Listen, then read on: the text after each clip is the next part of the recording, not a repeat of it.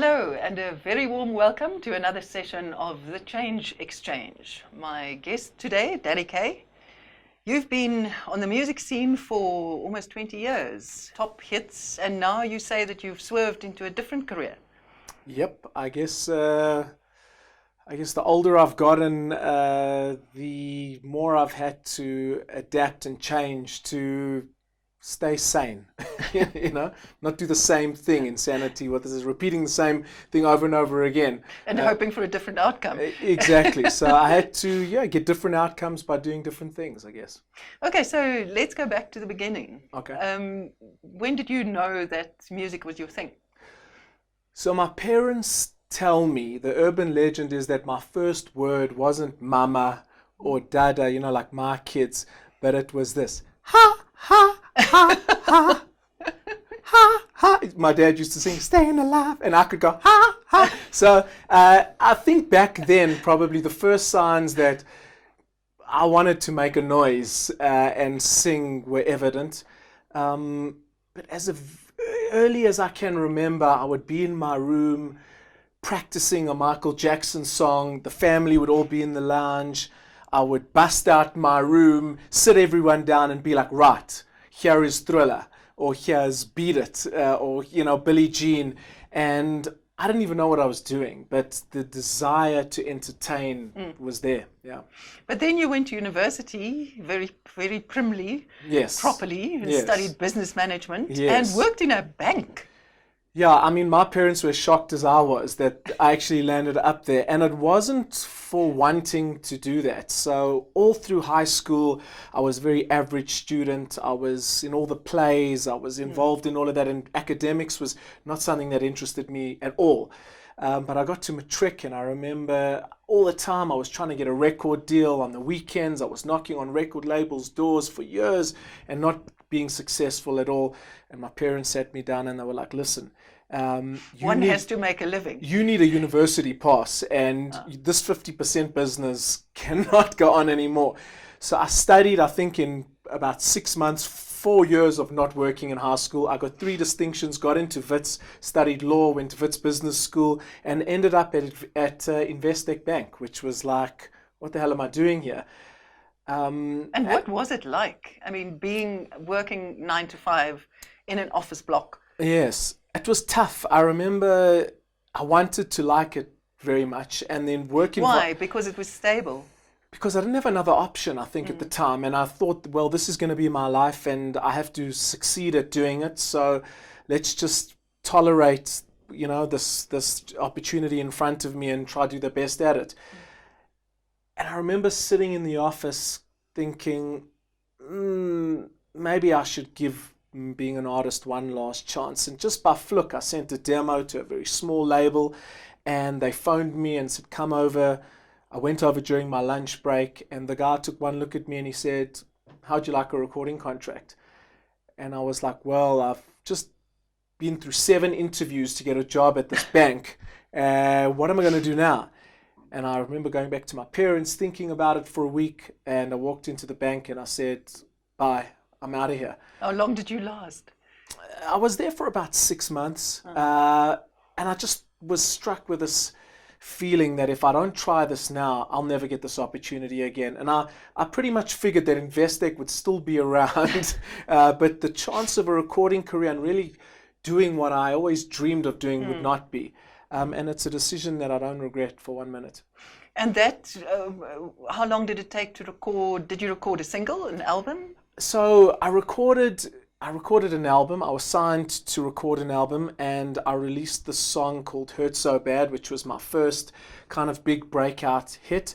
And before I knew it, I was kind of an overnight sensation in this country. It went to #1 on radio. I couldn't believe what was happening to me. I mean, you got to appreciate that for about 7 years before that, I had tried to convince every label in this country, every record exec that meant something, that I meant something and was worth their time. And there was an overwhelming sense of rejection for all those years. So to finally have a hit song and to be doing tours and getting approached by brands, it was really a shock to me. Was there a moment when you thought, this is actually working? Yeah, I mean, you know, I would do signing sessions in, you know, in the early days, and no one would come. No one would really know who I was. My parents would be there, my grandmother, and they would drag someone over to get an autograph from me. And then all of a sudden, about a year into my career, I really started kind of gaining momentum, and people cared. I started getting nominated for awards, and I thought, well, maybe this could be more than just a one-hit wonder. My second single really did well, and I was on my way. And then I got signed to an enormous deal by Polydor Universal in London, one of the biggest record labels in the world, and I was jetted off to the UK to record an album there. Did you pinch yourself and say, this can't be? Yeah, everywhere I'd go in London, they would say, you know, this is Danny Kaye, yeah? He's the next big thing from South Africa. And they would introduce me everywhere, and I stayed in this fabulous apartment. And to cut a long story short... And you were 21, 22? Yeah, I was, exactly. And Sure. I was on the verge of a huge international career. The deal was enormous. And before I knew it, it all came crashing down, because the guy that signed me to that deal got removed from the label. His name was Greg Castell. He got fired from the label, and I was his pet project that he had brought in from South Africa. And I kind of got kicked out the door with him in some vendetta against Greg. How did you handle that? Just Ruda, I tell you, I remember I was on the next plane home, and the press had made a big deal of this contract and my prospects. And it was tremendously embarrassing. It was my first, I guess, real dose of failure once things started going well, and I was presented with this reality that maybe it wasn't going to be so easy, and that the visions of Grammys and all these things maybe were not to be. But I resolved it to the fact that, well, you know, I could be a big fish in a small pond, and I loved South Africa, and my family was here. So again, like with Investec, I just thought, well, this is the cards I've been dealt. Work with the reality. Yeah, and I came back to South Africa. And but Danny, then just quite soon after that, your brother died. Yes. And that was must have been a tremendous shock. He was your manager. Yeah. You've said that he was your closest friend. Yes. Yeah, he was. How did you deal with it? How did you use music to get past it? So, I mean, the kind of blessing in disguise that occurred was that when I got dropped from Polydor, I got to come back to South Africa and spend the last 3 years of my brother's life with him. And it's you know, I look back on it now and I say, well, what would I have wanted more? A Grammy or 3 years with my brother? It's not even a choice. But my brother and I, we formed a label. He was my manager. We thought we're no longer going to be in the hands of the man, so to speak. You know, the big labels will form our own business. And as I was about to release my second album, tragically he died. And helicopter crash. Yes, in a helicopter crash in the Lowveld by Nelspruit. And I mean, it was, you know, anyone who's lost someone suddenly, especially so tragically young, it's like not real. You cannot believe that this person is gone. And for a long time, it just felt surreal to me. And what was difficult was that because I'd kind of become a public person, dealing with his death and dealing with it so publicly, compounded the grief tremendously. But again, the blessing in disguise was that I had a platform to speak about him and remember him. And I thought, well, let me write a song about Jaron. And it became a track called I Can't Imagine. And I think it was therapeutic to me because I could sing it, I could remember him. And anyone who's lost someone young, I think especially, you worry that their memory is going to be erased from the world.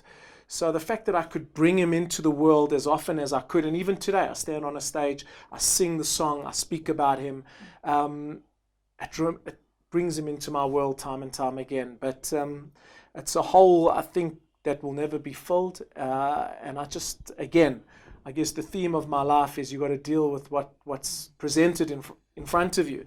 May I ask something very practical? Yeah. Because I work with my voice, with voiceovers and so forth, and Yeah. emotion is, you can't do it if you physically, can't control. Were there moments when it was that practical that you can't sing? It happens. I mean, I did a show in Durban 3 weeks ago. I sang I Can't Imagine. I spoke about Jaron, and halfway through the song, everything just kind of turned off. The emotion in me, and this is, that was in 2003, so it's all those years ago, and that's what music, I think, does. You can hear a song from years ago, from your teens, that reminds you of a girl or guy you broke up with, and all of a sudden all those emotions come back to you. So that song for me, it gets me every time I do it, and I try my best not to break up, but then when I do, I see the look in people's eyes in the audience, and I think people respond to that honesty. Oh, yes. And it's, out of all the music I've done, it's my most special song because of what it's done to other people and what it's meant to other people. So I know people have played it at funerals, memorials, and maybe that was, my contribution to the world of music. It's just that one piece of music that helps someone. Yeah. And in that same year came the Greenpoint concert, the 46664. Yes, yeah. That must, it's such a roller coaster of emotions then. I know. Tell me about that night and experiencing it. Yeah, it was, I said after Jaron passed away, it kind of felt like I had a bit of a guardian angel on my shoulder, because I felt his play in my life. Things just started after this terrible tragedy. Good things started happening in my career again. So I Can't Imagine went to #1 in South Africa. The label said it would never go because it was so sad and such a somber song, but people really responded to it. And then I got invited on 46664.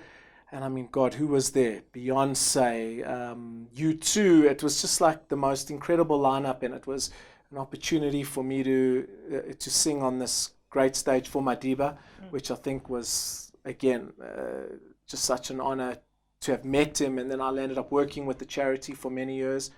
But yeah, moments like that, special concerts like that, I think, will always be highlights for me. Was that where you met Oprah? So, no, but it was where the Nelson Mandela Foundation and I started working together. And through that, I was invited to do a lot of work for Madiba. And I met Oprah one Christmas day in Kunu at his house in the Transkei, where I was invited to sing with Ladysmith Black Mambazo. And unbeknown to us, Oprah was there. So we got on stage. I looked to my left, and all of a sudden, Madiba and Oprah joined us on stage. We were singing, I think, Homeless at the time. And I've got this great picture of Joseph Shabalala and myself and Oprah singing Homeless together. And Oprah saw us there. And that was, I guess, the beginning of my relationship with her, was indirectly through that concert, but through my work with Tata Madiba. Yeah. And then with Ladysmith Black Mambazo, you were on her show for her 50th birthday. Yeah, exactly. Quite a thing. I think the enormity of it didn't really strike me until many years afterwards, because I just thought, well, another gig. Yeah, it's another gig. But when I look back, and I think that I was invited to be the first South African musician with Ladysmith on Oprah. Who were the other people on the show that day? Well, that was the amazing thing, was that we flew there and we didn't know who else was going to be on the show, but it was a collection of her favorite songs and her favorite moments in music from her life. So Stevie Wonder was there. Tina Turner was there. Obviously, Josh Groban was there. She was very influential in starting his career. Who else was there? John Travolta was there. Shaka Khan was there. It was just like this real collection of people she loved. And Ladysmith and I went. We had product, South Africa, on our shirts. You know, we got to represent South Africa on the biggest TV show that ever was in the world, and you know, what a privilege. Yeah. And it was amazing. How does one keep one's balance? You know, I think my one secret to my success or my longevity is balance. I've really been able to not get too caught up in Now, this is heady stuff. in the trappings of the music business, the trappings of celebrity, the trappings of the pressure that comes with it. I think it was just the way I was raised. I attribute it to my parents. I think the way you are raised to deal with these things is you know, a product of your upbringing. Like what? What don't did know. they teach you that, You know, that carried you through? I think Or that anchored you? I think they taught me, you know, respect, humility, never to be too boastful of oneself, to care about others. You know, I grew up in a family where charity and social conscience was a very important part of my upbringing. And I think all of these things made me probably think that the world doesn't revolve around me. And I think a lot of artists, famous people, politicians, they lose sight of it. They get drunk on power or on their own celebrity. And I think they lose sight of the fact that, you know, we all just dust in the wind, man. You know, like our lives are so fleeting and so brief. You can't take yourself too seriously. So I deal with these, but I'm very conscious of the wonderful moments I've had. I'm not diminishing how wonderful these moments were, but yeah, I think I've just always adopted that philosophy to my life. Yeah. And that's also the same theme runs through Chant SA. Yes. How did that start? So again, I think my upbringing was that doing good and giving back is your obligation. It's really not a choice. You have to do. If you've been given anything in this world, no matter how small, you've got to make a contribution back. And I was, like with 46664, my work with Chalk, Reach for a Dream, I was involved in a lot of charities in the early stage of my career when people thought my name associated to charities would help. And then Lucky Dube was murdered in a hijacking, and Lucky was the first artist I ever saw live in concert. My dad took me to the Standard Bank Arena, and I saw Lucky perform, and he was always just this... How old were you? I must have been 8 years old, 8 years old. And he was always this mystical figure to me. And then I heard that he was murdered in a hijacking, and I turned on CNN and I saw, you know, Lucky Dube murdered in a hijacking. I felt so embarrassed to be a South African that day. I thought, my God, you know, one of our greatest talents, and being part of the music fraternity just was shattered by it. And I decided to phone Kabelo Mabalane, my partner and co-founder in Shout, and I said, let's get the entertainment community, the music community together, and let's just do a song. Music is what I could do. I know you can, you know, music's always been used against struggle in South Africa, you know, during the dark days of apartheid. And I thought, this is a dark day, and let's shine some light, and God knows what's going to come of it. We didn't know. But Shout was enormously well received. It became... How did you get the artists together, and what was the response? It was so difficult. Ruda, I think, so Lucky was murdered in 2007. Okay, and Shout came out in 2010. So the charity, the NGO, is officially 18 years old. 8 years old. And it was so hard to convince the artists, the managers, to let us use their talent on the song together.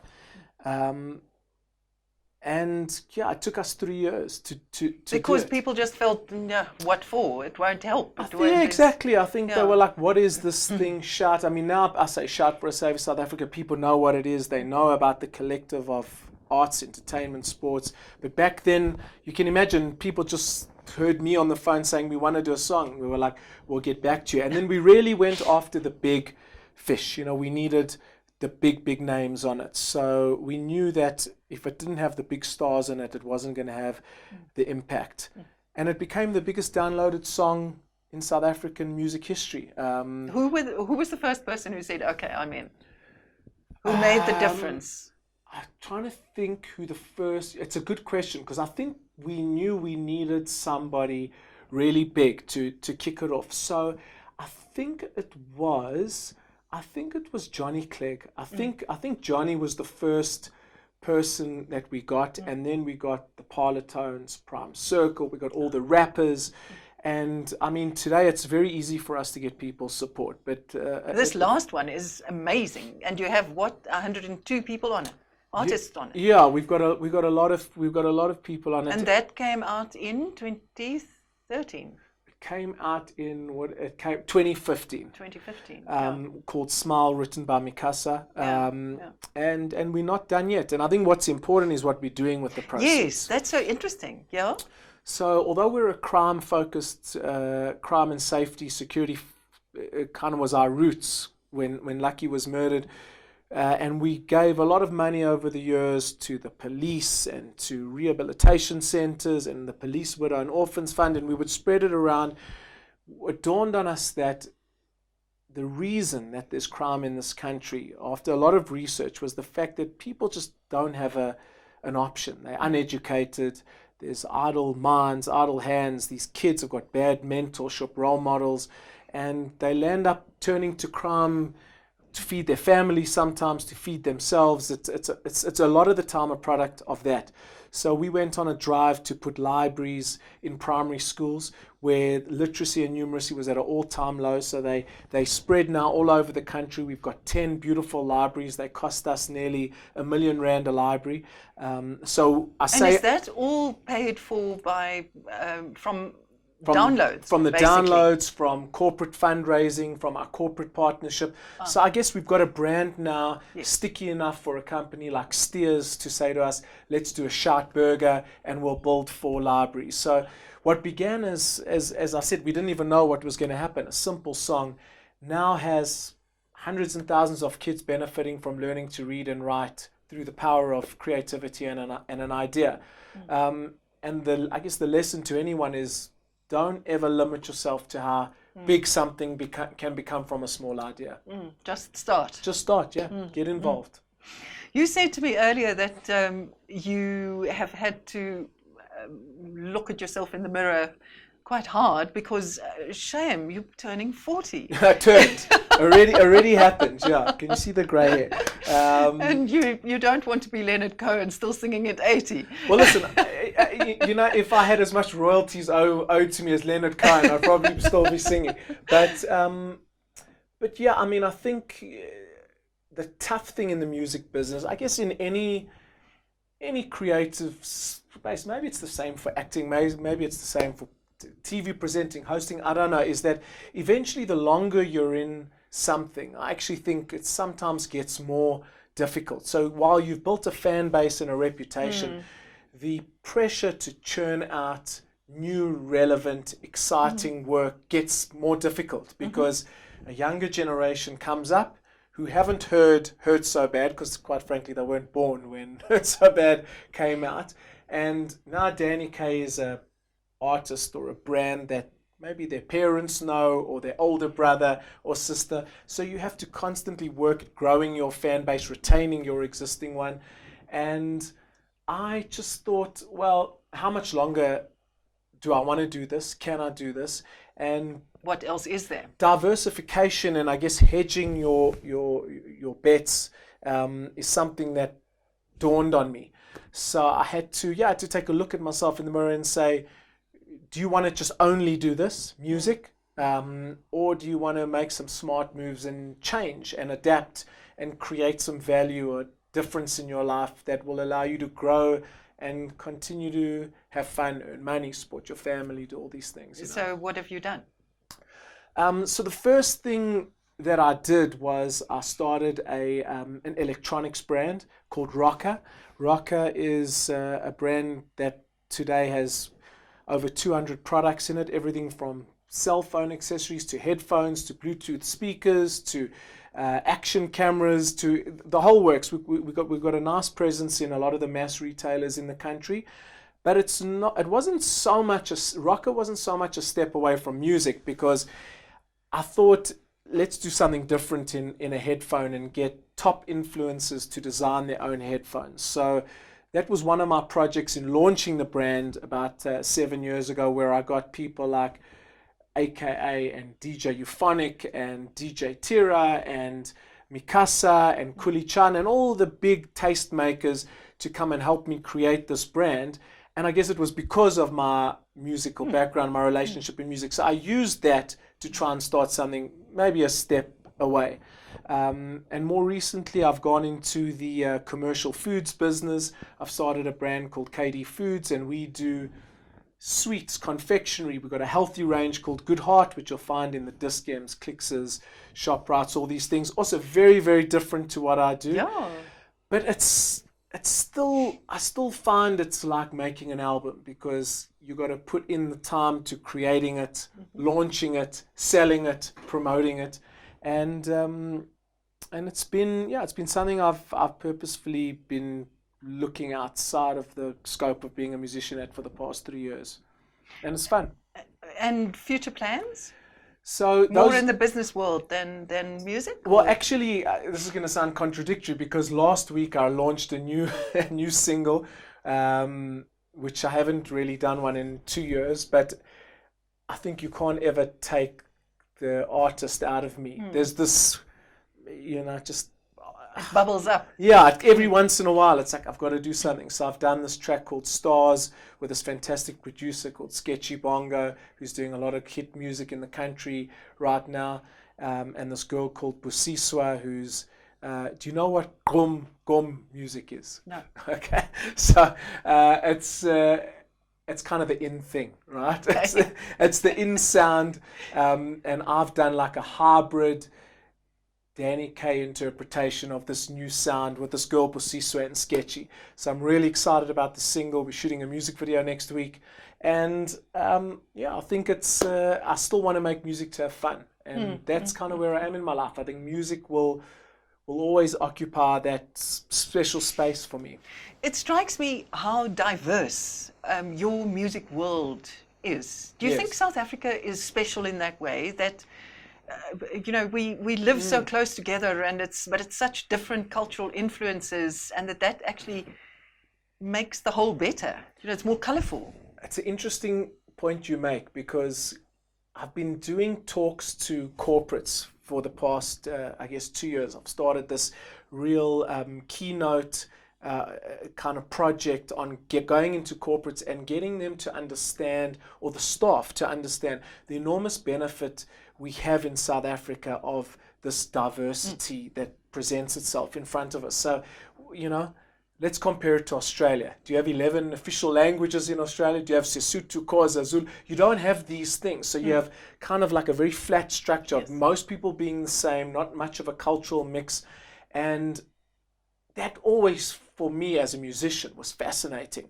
So I always wanted to learn from other musical styles, learn from other musical genres, other artists.